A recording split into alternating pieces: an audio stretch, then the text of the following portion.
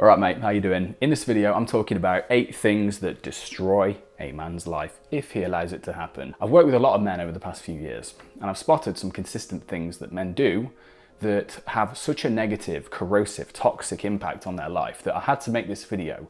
Hopefully, my intention is with this list, you can look at this, you can see, holy shit, I'm struggling with this, I'm struggling with that. I'd not thought of that. And hopefully this can spur you to action to actually change that. I'm also going to make a bit of a challenge to you. I challenge you to write a comment down below, not just for the algorithm, I don't give a shit about that, but write a comment down below telling us, me and the other men that might see this, what it is you're struggling with, how it affects you and what plan you have. And if you want to be anonymous, make another account and put it on so it doesn't get back to you. I challenge you to own it, okay? So anyway, with that out of the way, with the challenge out of the way, let's dive straight into the first thing. The first thing is being Mr. Nice Guy. This is one of the most corrosive things a man does. It's a whole attitude towards life where he thinks, on some level, he believes that if he's nice and harmless, then people will give him what he wants, meet his needs, and he will live a smooth, problem-free life.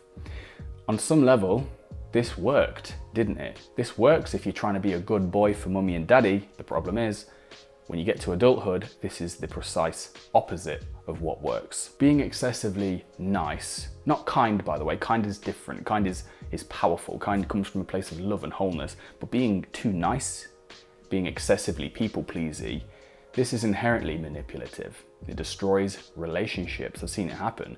It makes a man feel very, very lonely. It robs a man of his power. It cripples his self-respect. It makes him very needy, approval seeking towards other people, and ultimately it just destroys his self-esteem and his confidence. The second thing is he lets vices run his life. And by vices I mean porn, weed, booze, anything that kind of drags him off of his purpose. The thing is, if our attention is constantly chasing short-term gratification and pleasure, then our attention is going to be pulled in so many different directions that we end up feeling like our life is out of control. We don't actually trust ourselves to be able to make changes in our life because we're just chasing pleasure all the time. But so many men, including me, sometimes make the mistake of letting short-term pleasure run your life as opposed to values, principles, and goals. And the third thing that men often do is they neglect their bodies. They don't take care of their bodies. They don't prioritize looking after their body, building a strong body, and challenging themselves physically. And this comes at a great cost to their energy, their motivation, and just their overall sort of happiness and enjoyment of life. Walking 10K steps a day, hitting the gym a few times a week, or investing in some physical hobby, really setting some time aside for that. This is such an unbelievably important life hack, but sadly, so many men just don't prioritize it. Number 4, a lot of men, they chase women instead of their why. Another way of saying this is a slightly more crass, is they put pussy before purpose. They chase pussy before purpose. It is extremely easy for a man to allow his purpose, his path, to sort of fade into the background while he just chases women.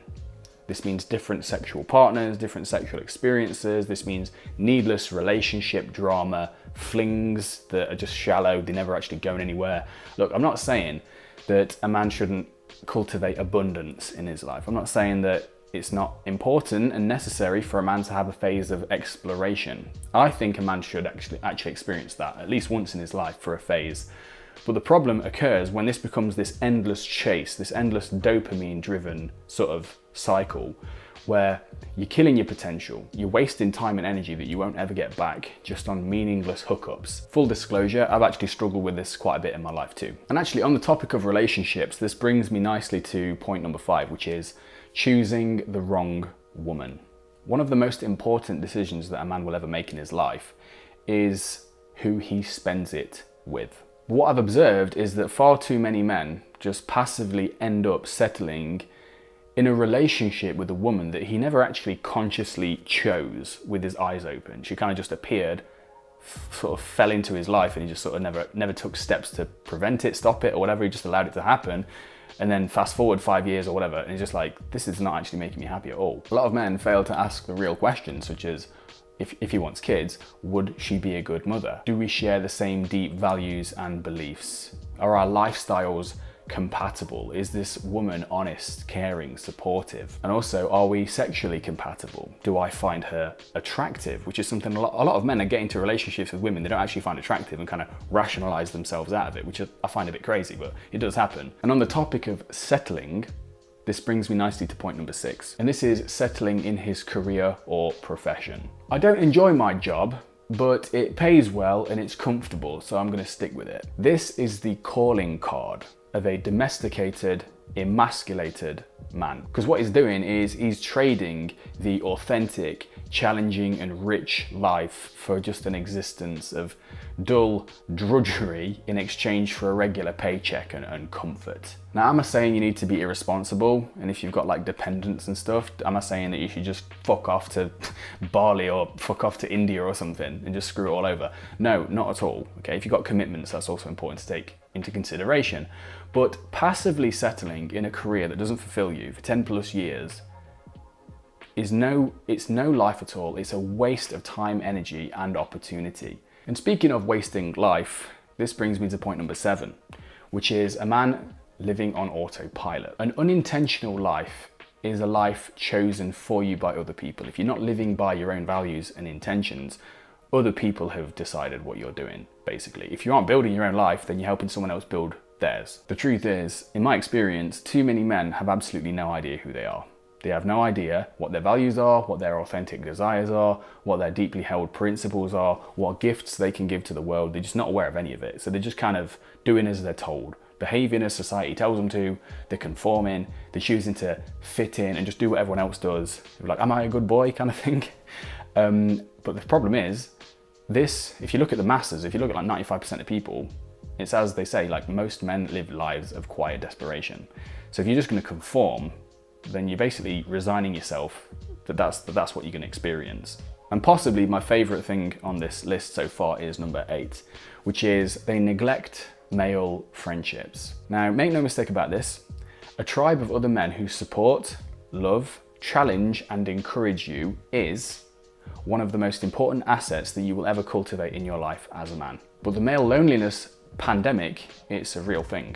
According to one study I found, 1 in 3 men believes that there would be no one there to help them if they're in need. So 1 in 3 men just completely feel alone. Like whatever happens, they're just fucked basically, they're on their own. And 1 in 5 men, in the US at least, feel like they have absolutely no close friends at all. And this is gradually getting worse according to all the trends that they're seeing. So, and the worst thing about this is if you're a man who's not got many connections and is in his 20s or 30s, this won't get better. If you don't consciously choose to deal with this part of your life, with age, it gets harder to build and maintain friendships. And not only is this a problem for your own personal well-being, but also one thing I've seen quite often is that when a man doesn't have any male friendships in his life, but he does have a wife or a spouse, a girlfriend or whatever, he ends up inadvertently, unconsciously making her the emotional center of his world, okay? The only emotional supply that he gets is from her. This puts such a tremendous strain on that relationship that he even kind of dooms himself to live in a shitty relationship too, in addition to having no friends. So this is something that a lot of men do not prioritize.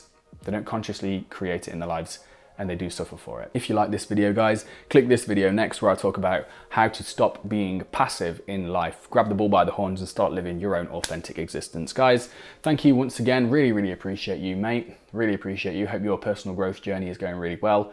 If you need me at all, just reach out to me. If you're interested in working with me, check out my website, and I will see you in the next video, mate. Cheers. Peace.